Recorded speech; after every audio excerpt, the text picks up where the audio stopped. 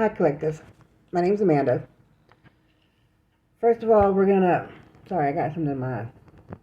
First of all, we're gonna start off with,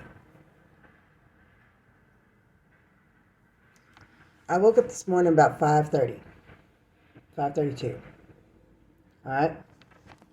So when I woke up this morning, I was wide awake. I went to the bathroom. I said my prayers. I opened my Bible app and I say my prayers every morning and every evening before I go to bed.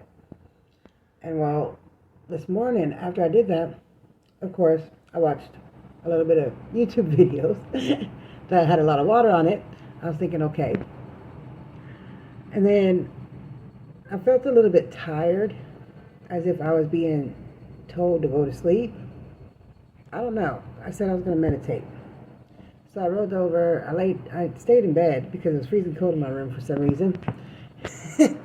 So as I was meditating this morning, because I didn't fall asleep. No, I didn't fall asleep at all. My mind was just going off into something else. And I had just had my eyes closed, laying on my side, bundled up underneath the covers with my eyes closed. And I saw these clocks going really fast, clockwise. They were just clocks, turning really fast, like clockwise. And then I went into water.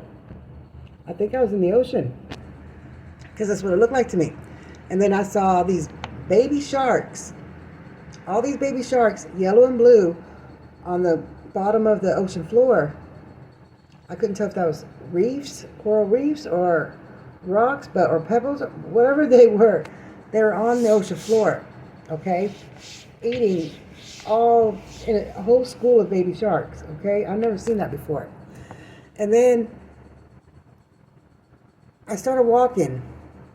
I don't know how I got out of that. I ended up swimming out of there somehow, and I started walking towards a gas station convenience store, and I had these keys in my hand, as if I was walking into work. I didn't have a backpack on. I didn't know what I looked like. Honestly, I didn't. So I put the key into the door, unlocked it, opened up the door, and I mean, it was a gas station store. It was a convenience store door. It was a shop door, because it was one of those glass doors. And I walked in, and when I walked in, I was in an apartment. I'm looking around like, where's the store at? I gotta go to work. Where's the store at? And I noticed the coffee table, I noticed the sofa, and I noticed the door on the right that was shut. And then in front of me, have y'all ever been inside the grocery stores and you see these roses, long stem roses, singled out in those boxes that they sell them out of with water in it, and you just pick the rose out and you say, oh, I want this one. Or you make your own bouquet or something. Well, there was a bouquet of yellow roses in that container in this apartment underneath the light. I mean, it was a soft glow light. Everything was soft glow in this whole apartment. It wasn't too bright. It was a little bit dark. It was like a soft glow. And I'm looking at it, and I'm just looking at these yellow roses and the baby breath that's around it. They're all just spread out as if somebody just bought the whole box that was left over or something and put them up there. So I go and sit down on the sofa. I take off my shoes, which I was wearing white shoes with black stripes on the side of it. My hair. I eat my hair all the time. They get in my face. And I'm sitting there thinking, okay, what am I doing? And it looked like an old sofa. I don't even know what kind of sofa it was. It looked like something that my grandmother would have. Or somebody would have in our old days or something, back in the 80s or 70s. I don't know. I was sitting on it, and I noticed the table was different. It was really different. It was old wood, but it was different. And I was sitting there, and I could smell food cooking. Somebody was in the kitchen cooking breakfast, because I could smell the breakfast. I could smell bacon. I could smell all of it. And I'm sitting there thinking, I think I'm hungry. I don't know. And I get up because I'm staring at this door that's by the roses that is just closed, and I can hear whining, like something's whining in there, and I don't know what kind of whining it is, but I can hear the whining, like something is whining. The sirens went off, so I went into the room. I opened up the door, went into the room. It was unlocked. I didn't have to use the keys. Went into the room. The room was dark, but a whole bunch of dogs were jumping up on me, trying to lick me, all happy to see me. I saw a husky, I saw a German shepherd, and I saw some mixed breeds. They were beautiful. They were lovely. They were lovable. They were so lovable. They were. They were just so lovable. So I told them, "Do y'all want to go outside?" They obviously they did because they ran out the bedroom door, and they went. I walked towards the back door, and they were all at the back door waiting to go outside. My nose is itchy. So I opened up the back door. I went through the kitchen to get to the back door, and I opened up the back door, and I let them out, and they ran out. And I shut the back door, but when I turned to the right, there was a man there. He was looking at me, making breakfast. He was looking at me like, "What are you doing there? Who are you? Why are you in my kitchen?" He was shocked to see me as much as I was shocked to see him. And the thing is, he was light skinned, Caucasian. It's just, I felt that I knew him, but I didn't know him. But I felt I knew him. I don't know. I don't know. We're getting to the point. Okay, we're gonna get to it. And then he asked me if I was hungry. I said, "No, no, thank you." I was confused because I told him, I said, "I thought this was a store. I came to work and I'm in your apartment. I think I'm at the wrong place." Then I heard another man's voice that was coming in. And he looked at me. He's like, "Who's this?" And I'm like, "I'm at the wrong place. I'm sorry. I'm at the wrong place." And then I started walking out, and the man that was cooking says, "Are you hungry?" I said, "No, no, thank you." And the other gentleman told him, "Why are you always trying to feed everybody? You always think everybody's hungry." I don't know what that was about, but I started walking. I started walking out and said, "I'm so sorry. I'm so sorry. I interrupted something here." Ooh, that was a loud bang. Oh. I said, "I interrupted something here." Or something. Oh, they went, that was next door. I, that threw me off. That threw me off. So as I was trying to leave, I was trying to leave, I was trying to leave the whole apartment, okay? I grabbed my bag, I put my shoes in my bag, and I was having a backpack. And I was like, okay, I do own a backpack, so okay, I'm okay with that. And then as I was leaving, I made sure my phone was in my bra, money was in my pocket, and I had money in my bra too. And then I had keys, and I made sure the keys I stuffed in my pocket, the whole set of keys. I mean, these keys were a lot. I had a lot of keys. I don't know where they went to, but I had a lot of keys. You know, like, have you ever seen those workers with those keys that, like, a handful of keys? I had a handful of keys in my hand, okay? So I stuffed them in my pocket. And I noticed my pants were a little bit too tight on me. Because they barely fit in my pocket, but they fit. So as I was walking out the door, and those guys in there were still talking about me, but I heard one of them speak a different language, but the other one spoke English, and I was like, "I don't know that language. Wait, maybe I do know that language." The language seemed familiar. I don't know if it was like European or Greek or Italian, but it seemed so familiar. And then, and then I go out the front door. I don't forget about the dogs. Okay, I go out the front door. As I'm leaving out the front door, I pause in front of the yellow roses, and my fingertips touch the yellow roses, as if those were just so beautiful. I was so mesmerized by it. So that was something that I needed to say, was the yellow roses meant something. So I walk out the front door. I was feeling a little bit off because I had no idea where I was at. I didn't know whose house that was. So I go out the front door. I go around this apartment building. I don't know if it's an apartment building or a house or what it is actually, but there's a whole bunch of them in there, in the area. So I go behind it as if I'm in the back of that place, of that apartment, and it's the back door and stuff and everything there, and the dogs are out there playing. They come jumping on me, and then I just take off running. The dogs are not chasing after me. The dogs start running with me, and then they turn into wolves. I had wolves, like I was running through apartment in a field through apartment building complex, that wolves were running side by side with me as if we were in a pack. And then I ran into another building. And as I went into this, I don't even know if it was another building. I don't even know if it was a door because I didn't see no door. I didn't see no building. I just saw it move. You know how those movies, you have something and it just moves into another scene and they're dreaming or something? They go from one dream to another scene of a dream, just as it flows through, and that's what it did. And I'm looking at it and I'm like, stopped. I'm in middle school. I'm in a school building, middle school, and I'm looking around.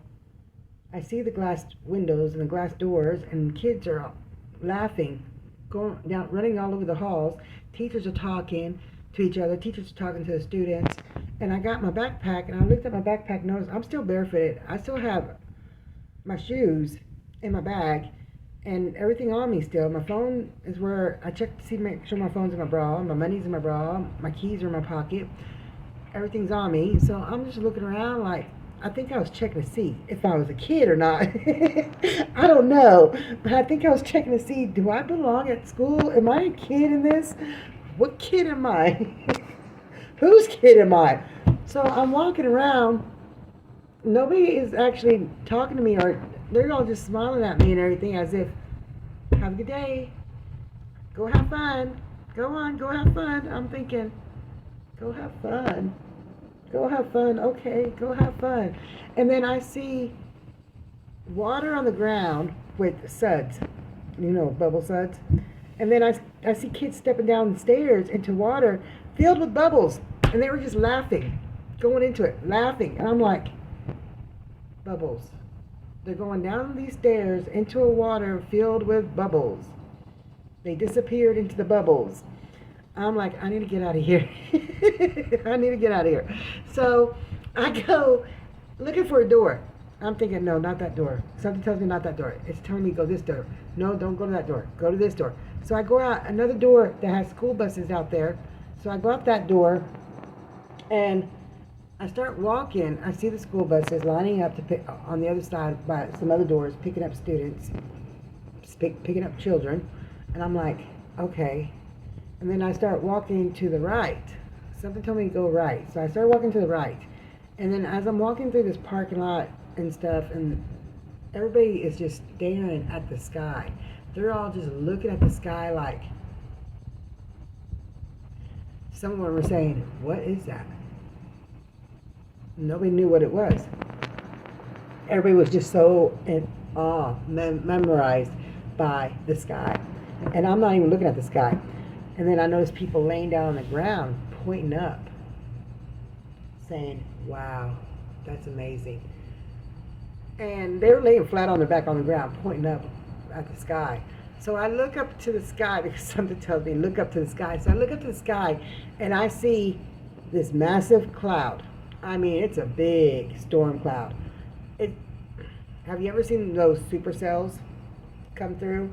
It's a big, massive gray and black. It's dark gray, light gray, and white, and it just covers the whole area and the whole sky.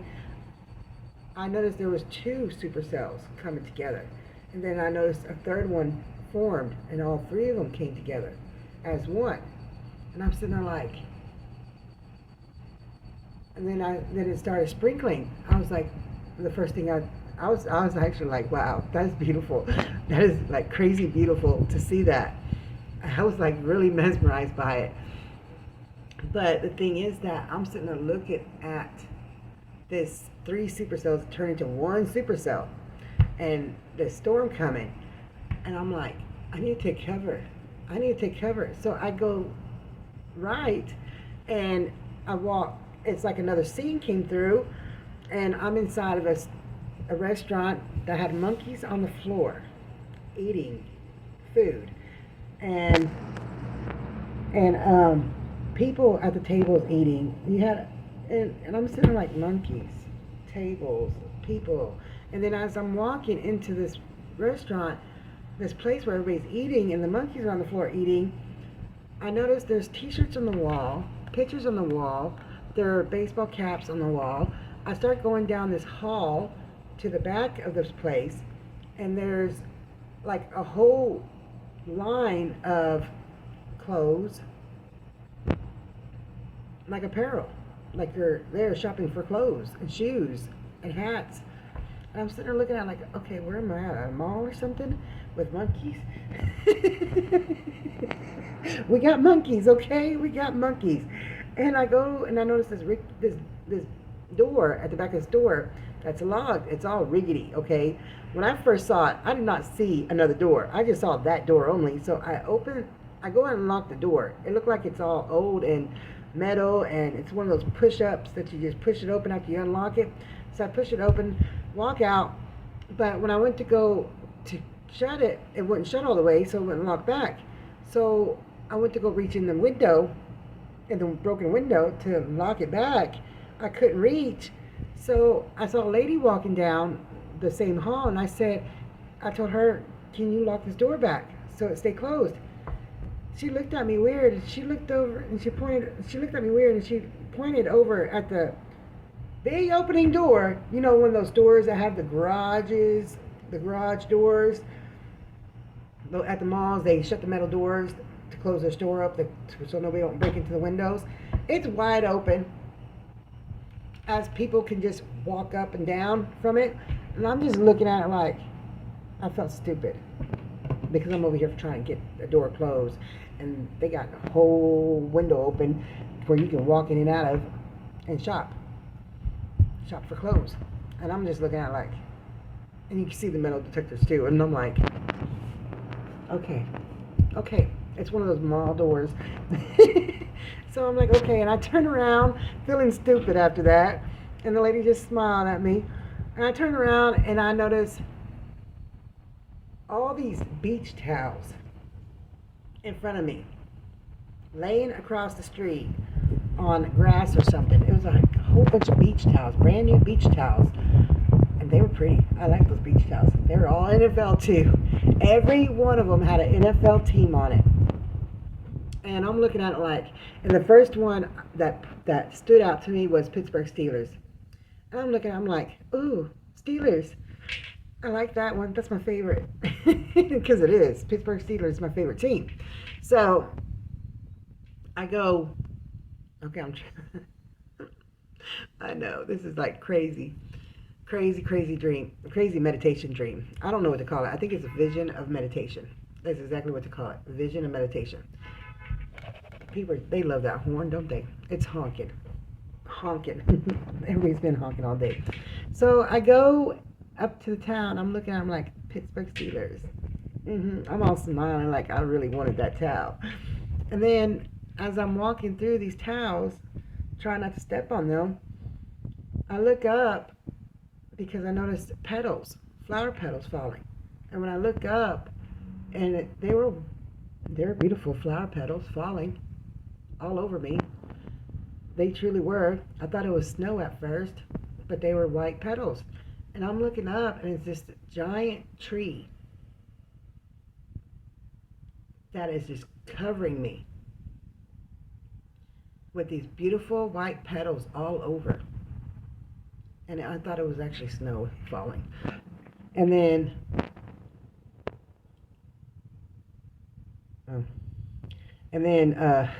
people wave at me when they walk by.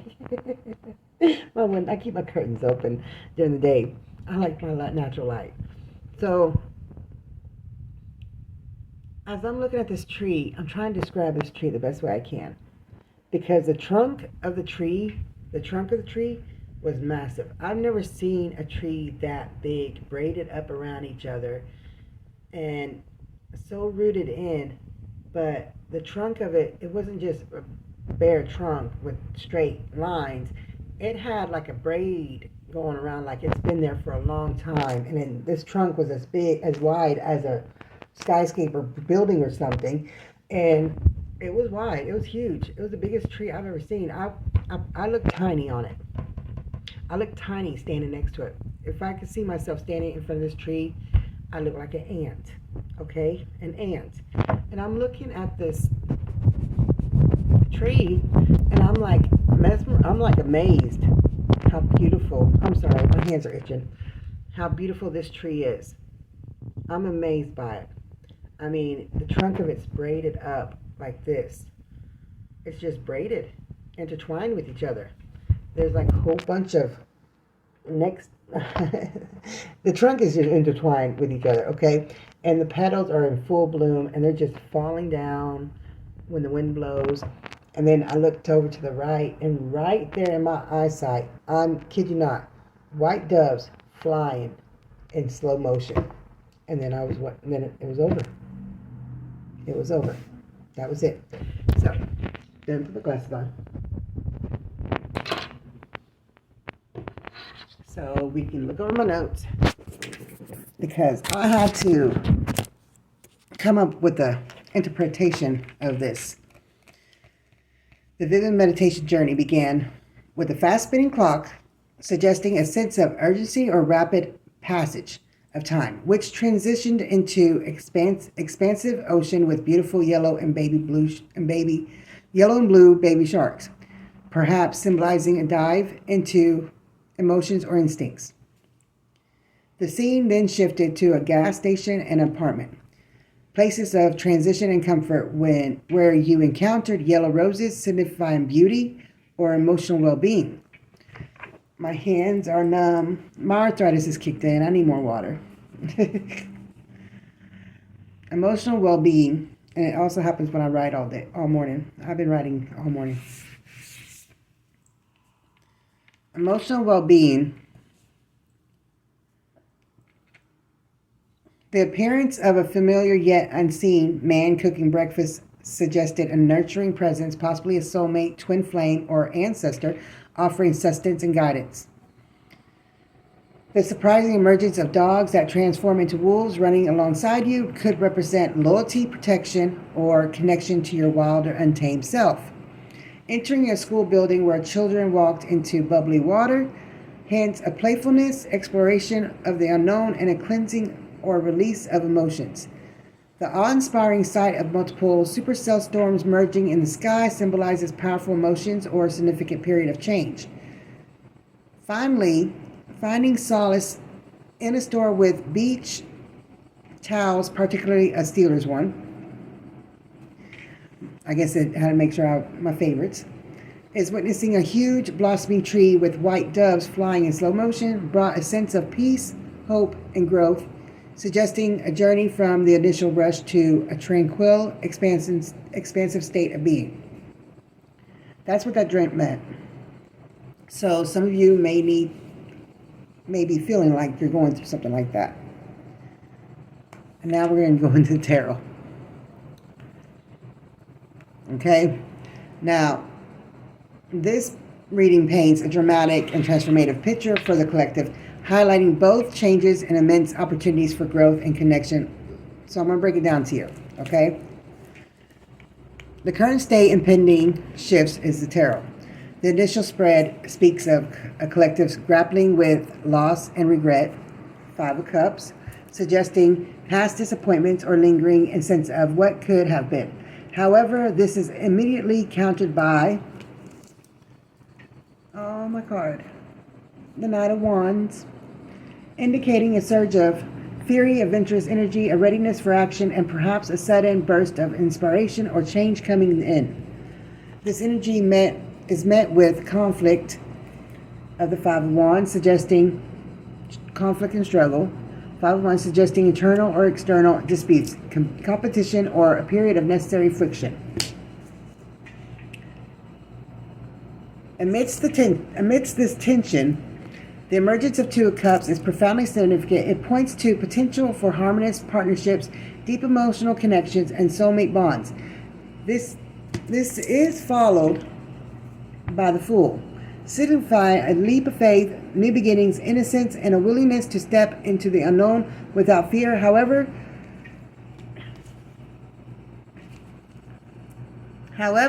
this journey isn't without its shadows as the moon appears, bringing the themes of illusion, intuition, hidden truths, and the subconscious.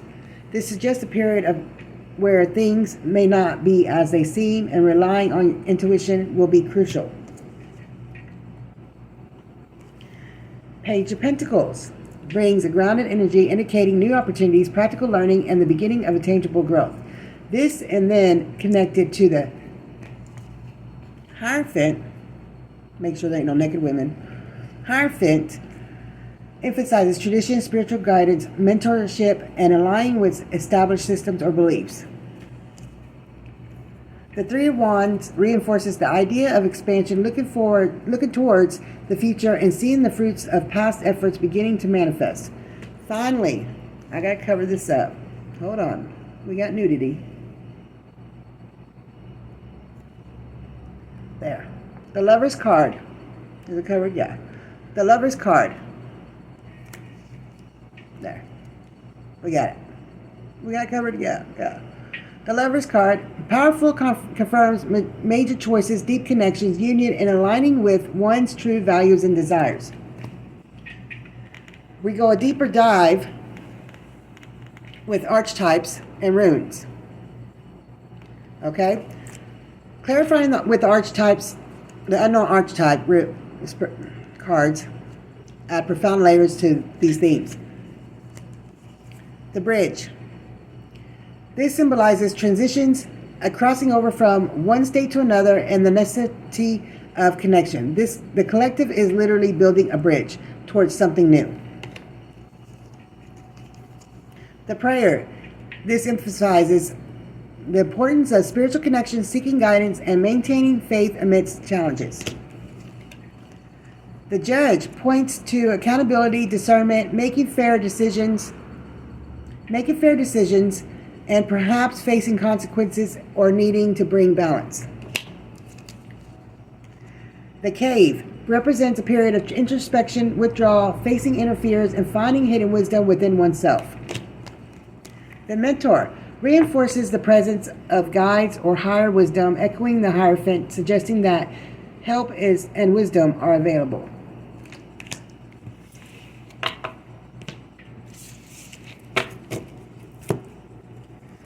And now we're going to take further insights with what the runes have to offer. Berkana. Growth, regeneration, new beginnings directly supports the themes of new beginnings, the Fool, and future expansion, 3 of Wands. It speaks to a fertile ground for growth and renewal. Othala. Inheritance, home, ancestry, property. This rune suggests a focus on roots, community, belonging, and perhaps reclaiming one's true heritage or sense of self. Perthro. Mystery, faith, rebirth, align strongly with the moon, indicating hidden elements, the unpredictable nature of destiny, and a transformative rebirth process.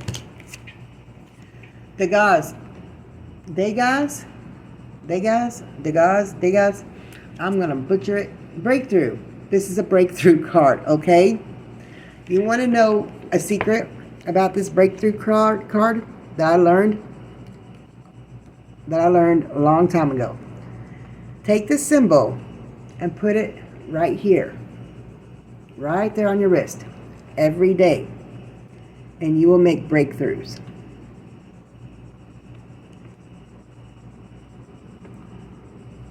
I need to start doing that again. But I know I sat in jail when I was before I got healed and I was on drugs. I sat in jail and I was learning nothing but runes. I don't know why I was writing the runes down. I didn't understand it. I didn't have no book. I didn't have anything that could tell me about these runes. I just knew the meaning of it.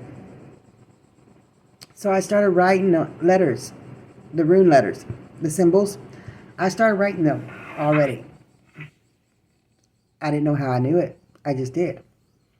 And then I started putting them on my hands. The guards kept looking at me like, why is she writing on herself? Because, honestly,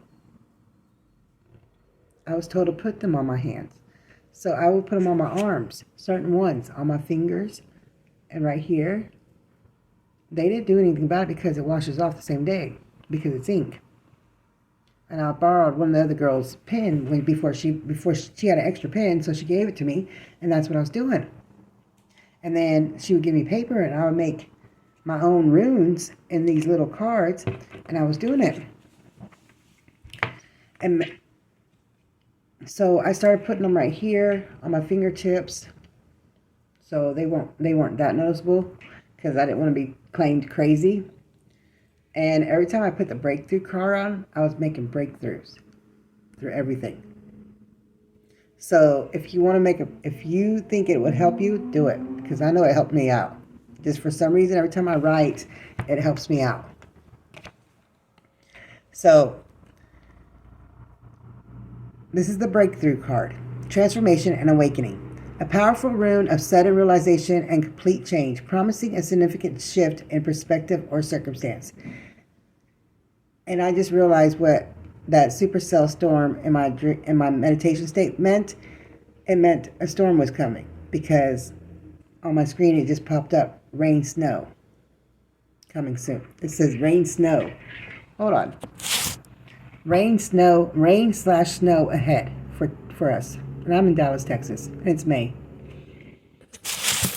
We got a storm coming.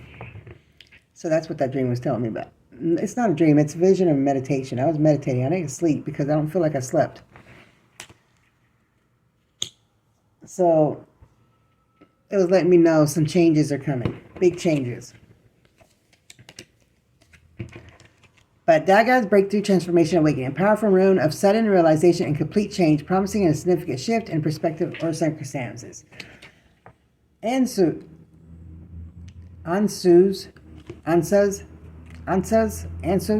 I have no idea. Ansuz, divine communication, inspiration, reinforces the Hierophant and the Mentor, indicating that divine message and guidance are abundantly available.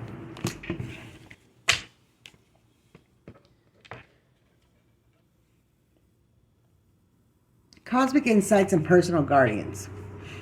This section is deeply personal and speaks directly to your role and the energies you might be encountering. And for your person, and it's for your person too. Guardian. You are seen as a protector, someone who watches over and guides. Challenges. The mention of air signs, Gemini, Libra, and Aquarius, and Narcissist suggest that your challenges may come from interactions with individuals exhibiting these traits, from navigating situations that require intellectual discernment, balance, and dealing with self-serving energies. This could be about recognizing manipulative patterns or balancing your own intellectual nature.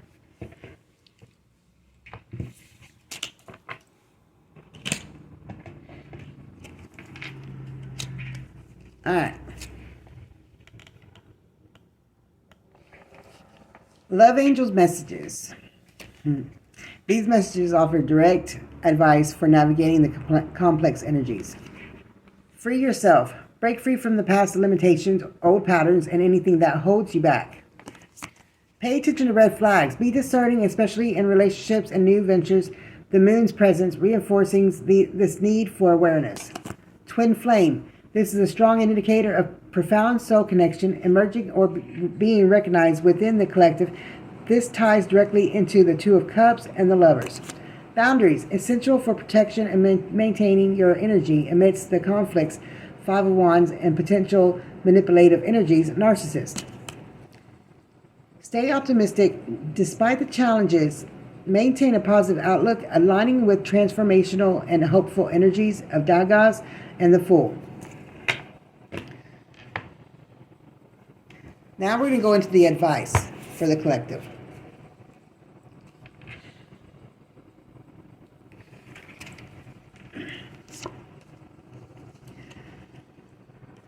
Flow. Find an easier path forward. Surrender the outcome. Release your expectation.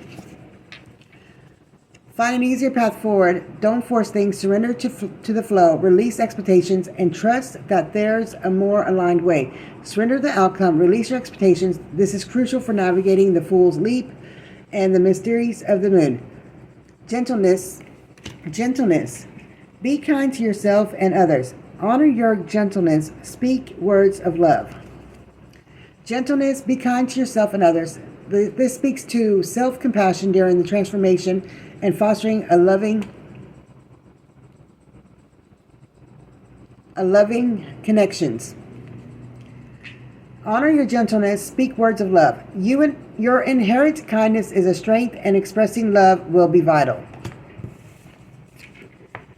Now we go into biblical affirmations. Yes, affirmations from Jesus. Okay, Jesus' oracle. Words from Jesus. These powerful verses reinforce the overarching themes of light, divine guidance, and selfless love. Matthew, let your light so shine before men. Matthew 5:16. Let your light so shine before men, that they may see your good works and glorify your Father which is in heaven. This is a direct call to embody your authentic self, to lead. My phone's going off. To lead by example and to let your inner light inspire others in the context of the collective. It's about leading with integrity and kindness. John 10:11. John chapter 10:11. I am the good shepherd. The good shepherd giveth his life for the sheep. This speaks to the divine protection, unconditional love, and a willingness for ultimate sacrifice for the well-being of others. It underscores the protective energies of a guardian and the spiritual guidance offered. In essence, the message for the collective is one of powerful transformation and profound connection. While there will be struggles and moments of uncertainty, the underlying current is one of new beginnings, deep soul bonds, and the emergence of authentic selfhood. By embracing gentleness, trusting intuition, setting boundaries, and allowing your inherent light to shine, the collective can navigate these changes with grace, leading to a new era of harmony and divine alignment. You as a guardian play a part in this unfolding, perhaps by embodying these very qualities and leading the way. I'm going to leave that message right there. You might go through some struggles, but keep moving forward, okay? Whatever you go through, keep moving forward. Love you guys, and thank you.